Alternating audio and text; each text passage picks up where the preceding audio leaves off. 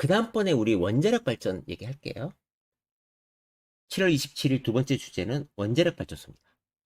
원자력 발전소가 체코 원전에 관련돼서 이야기들이 많은데 제가 가격적인 부분을 뭘 알겠습니까? 단 우리나라가 강점이 있었던 부분은 안다. 그게 뭐였냐? 보면 이게 이제 힝글리 포인트에서 짓고 있는 거예요. 영국에 짓고 있어요. 원전을 프랑스가. 그런데 이게 많이 미뤄졌죠.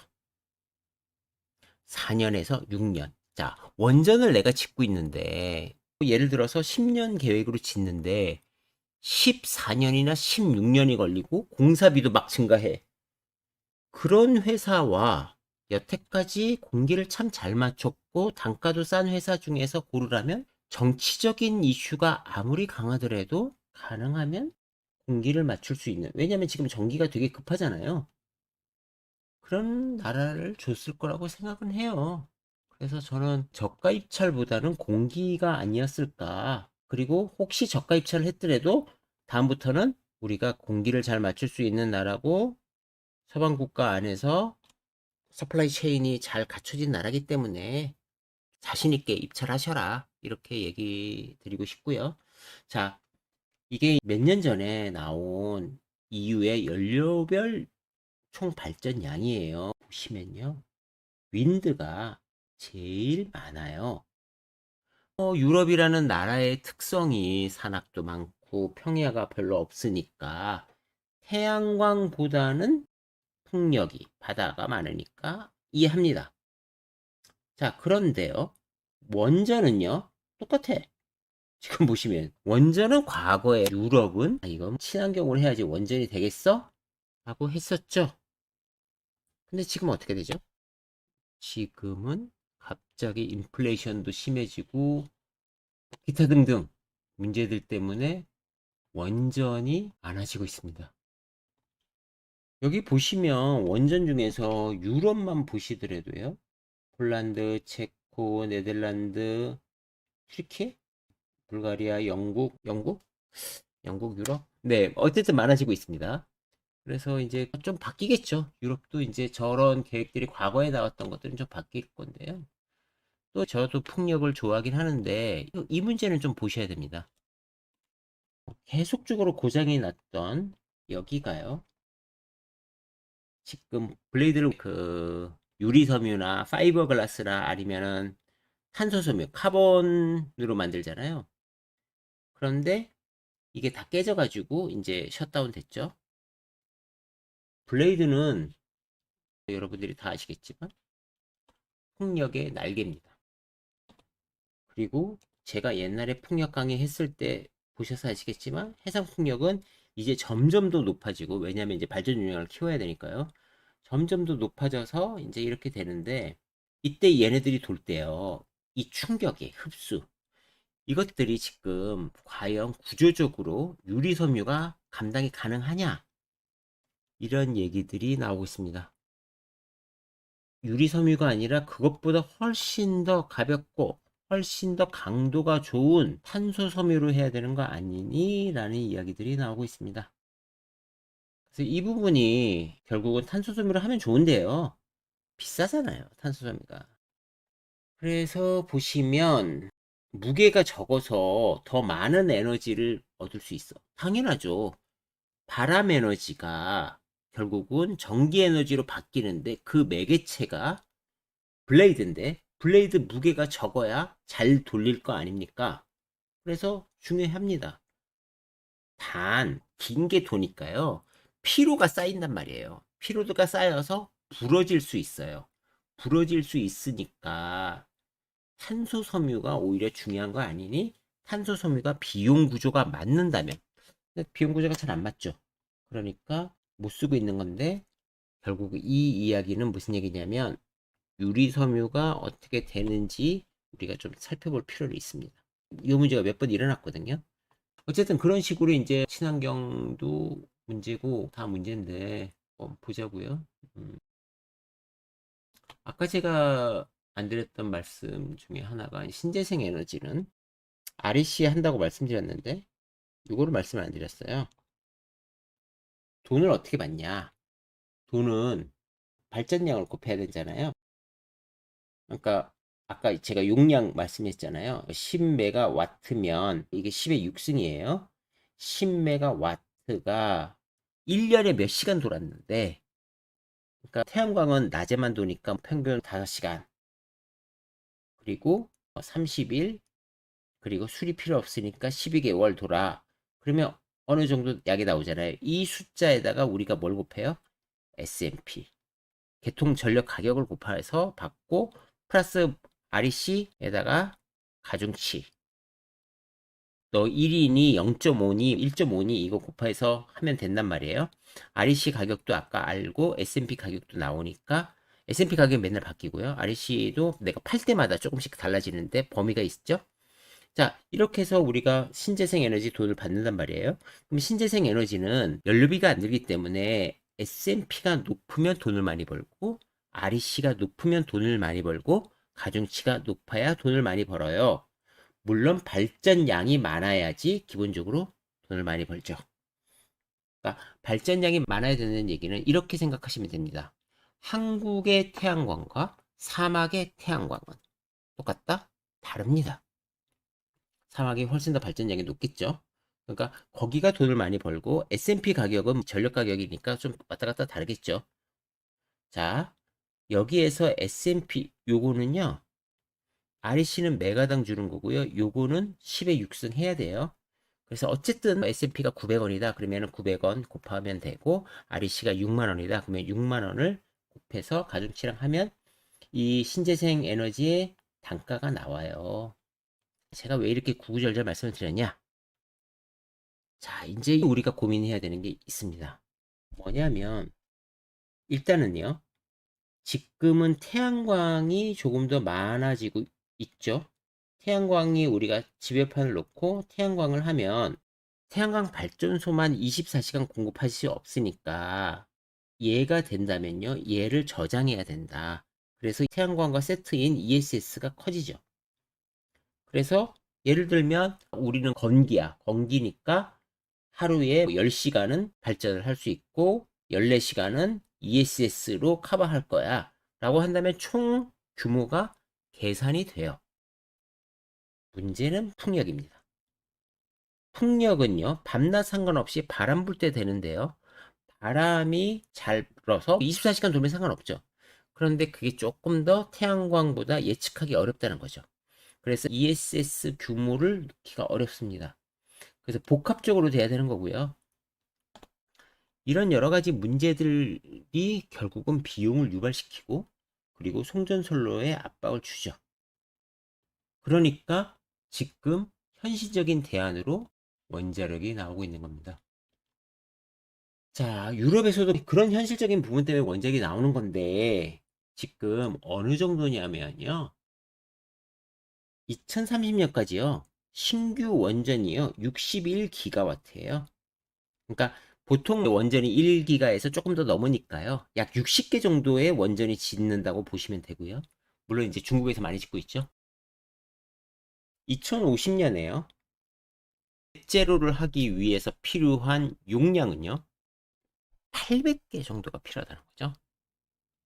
그러니까 원전이라는 산업은요. 이렇게 보시면 성장성이 엄청나게 나올 수밖에 없습니다. 그런데 제가 말씀드렸던 내용이 있어요. 뭐냐면 원전은요. 위험하면 안 돼요. 엄격하게 관리돼서 지어야 됩니다. 그래서 지질이 되게 중요한데 화강암 구조가 엄청나게 깊은 몇백 메타가 되는 곳 위에다가 원전을 짓는단 말이에요. 이런 지형 아니고는 원전을 지으면 안 되죠. 왜? 지진이 일어나거나 외부 충격이 일어났을 때 원전이 데미지를 먹으면 안 되니까요. 그래서 원전은 지을 수 있는 곳이 한정적입니다. 그러니까 어떻게 되죠? 그러니까 원전에서 세트로 얘기가 나오고 있는 작은 원전 SMR 스몰 모듈 리액터가 지금 필요한 거죠. 아직 물론 이것은 확정은 안 됐습니다. 추진 중이지만요. 그래서 대형 원전으로 가다가 결국은 SMR로 많이 가겠죠.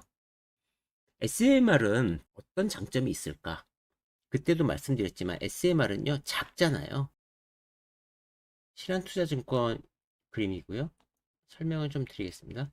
SMR은 대형 원전보다 상당히 작습니다. 작으니까 어떻게 돼요? 모듈로 만들 수 있어요. 모듈로 만드니까요. 얘네들을 공장에서 만들어서 설치할 수 있습니다.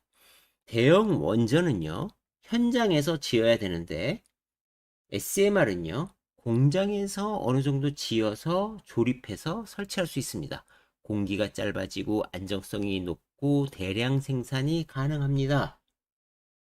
그런 장점들이 있는 거죠. 그래서 SMR이요. 예상하기로는요. 2050년 정도 되면 한 반 정도는 SMR 아닐까? 이런 얘기들도 나오고 있습니다. 자, SMR은요. 관리를 잘하면 되기 때문에 아까처럼 화강암 구조에도 필요 없고 분산형 전원으로 도시 인근에 놓을 수도 있습니다. SMR은 보통 300메가 이하의 원전을 이야기하고 있죠.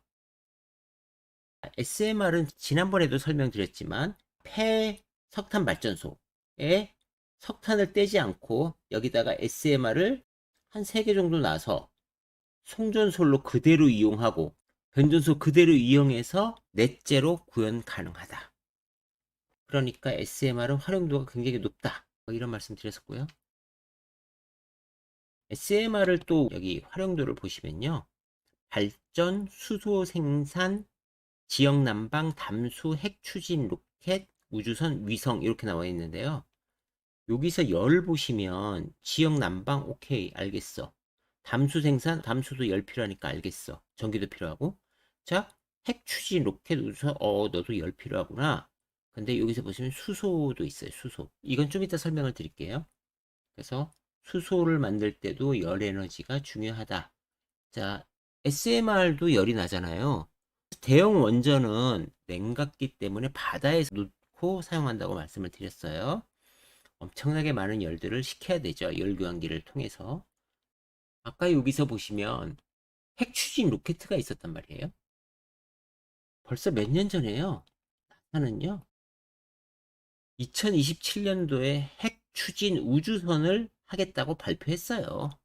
물론 지금 이게 실험하고 있고 연구하고 있는 거라서 얼마나 확정될지 모르겠지만 된다라는 거죠. 자, 수소 만드는 과정도요.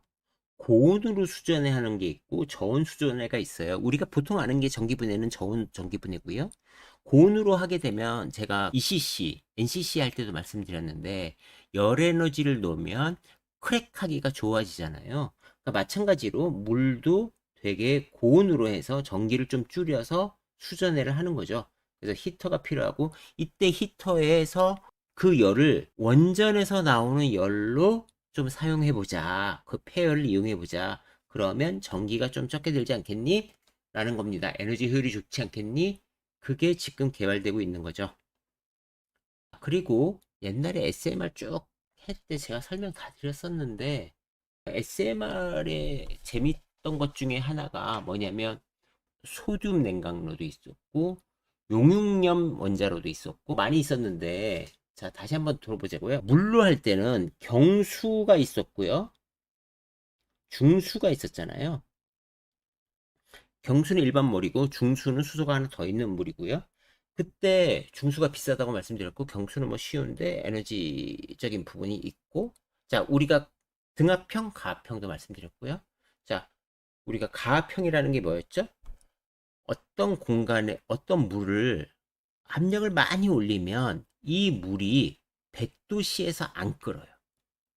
비행기에서 우리가 라면 먹으면요 덜 익어요. 왜? 물이 끓는 비등점이 낮아요. 압력이 낮은 상부에서 하니까 1바 정도가 되는 게 아니라 더 낮은 데서 되니까 더 빨리 끓죠. 더 빨리 끓는 물은 열 에너지가 낮죠.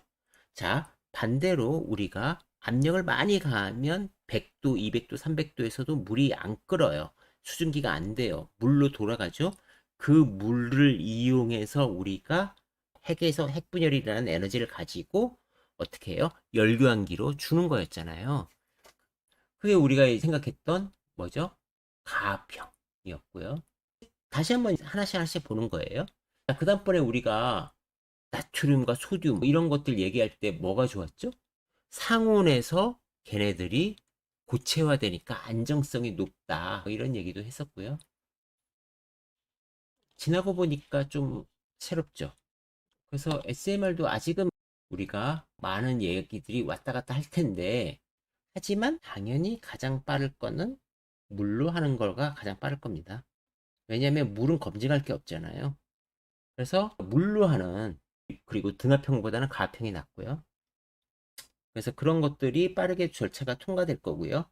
헬륨을 이용하면 우리가 수해리배잖아요. 그러니까 헬륨이 두 번째니까 그만큼 에너지를 많이 할 수 있는데, 운전 온도가 너무 높죠. 운전 온도가 높으면 이게 결국은 압력과 부피가 커야 되죠. 그래서 원자로 용기가 좀 두꺼워질 거고요. 그리고 용융염은 안정성은 높지만 온도가 높고 염이다 보니까는 내부식성이 좀 견뎌야 되는 것들이 있고요. 납은요. 납은 비등점이 좀 어느 정도 높잖아요. 금방 녹죠. 녹는데 이 끈끈한 거를 어떻게 보낼 거냐. 유동을 할 수 있는 그런 부분들이 좀 개발이 필요할 거고요. 그리고 소듐은 뭐 여러 번 해서 핵 연료를 아낄 수 있는데, 사실 핵 발전소는 연료비 포지션이 낮아서 그렇게 꼭 유리한지는 잘 모르겠습니다. 그래서 일단은 물로 하는 것들이 먼저 되고, 그 다음번에 안정성이 중요하다면 용융염 이런 애들이 되겠구나 이렇게 생각할 수 있습니다. 납이 아까도 살짝 말씀드렸지만 납은 옛날에 설명을 안 드린 것 같아서 다시 한번 보면, 납은 이제 상온에서는 고체화 되니까요. 그래서 방사능을 차폐하고 이런 능력들이 좋죠. 이렇게 감싸버리니까. 문제는 이 배관이 어떻게 될 거냐. 그리고 무겁다. 이런 것들이 있죠. 그래서 지금 우리가 여러 가지 아이디어들이 많이 나온다는 얘기는 결국은 아직 무언가를 확정하지는 못했다. 그런데 이렇게 많은 나라에서 이렇게 많은 걸 한다라는 것은 이쪽이 또 굉장히 유리해 보이기 때문입니다. 한전도요, 되게 많은 나라들하고 하고 있어요. 한전 KPS가 했던 미국의 엑스에너지사는요, 헬륨가스를 하는 4세대 SMR 선두라는 거죠. 그러니까 뭐가 될지 모르니까 다 발을 걸치고 지금 각자 하고 있는 겁니다. 그래서 이제 SMR도 지금 보시면 굉장히 필요한 거고, 아직 규격은 정해지지 않았다. 그런데 미래가 거기로 가기 위해서 준비를 많이 하고 있다. 처음에는 몇 대 안 되겠지만 결국은 SMR 자체가 공장형이고 모듈형이기 때문에 일단 채택만 되면 그 파급력은 어마어마하다. 이렇게 보시면 됩니다. 두 번째 강의 여기서 마치겠습니다.